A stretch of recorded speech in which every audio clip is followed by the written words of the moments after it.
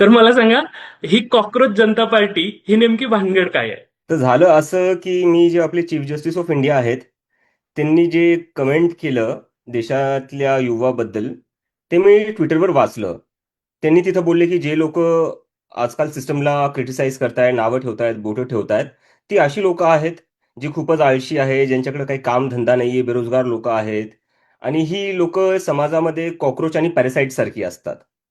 तर ते वाचून मी थोडं आश्चर्यचकित झालो. म्हणलं, चीफ जस्टिस ऑफ इंडिया, संविधानामध्ये जी आपल्याला फंडामेंटल राईट दिलेली आहे, फ्रीडम ऑफ स्पीच, त्याची रक्षा करण्यासाठी असतात. आणि तेच चीफ जस्टिस ऑफ इंडिया जे युथ आहे आपल्या देशातला, त्याला त्याची ओपिनियन ठेवण्यासाठी कॉक्रोच आणि पॅरासाइट म्हणतोय. त्यामुळे मी ट्विटरवर माझ्या पर्सनल हँडलवर लिहिलं, what if all cockroaches come together. हम्म. जर हम्म. सगळेच कॉक्रोच सोबत आले तर मग काय होईल. मग मी एआयच्या मदतीने एक पोस्टर बनवलं, कॉक्रोच जनता पार्टी. हम्म. आणि त्याच्या सेंटरमध्ये मी एक कॉक्रोचला ठेवलं.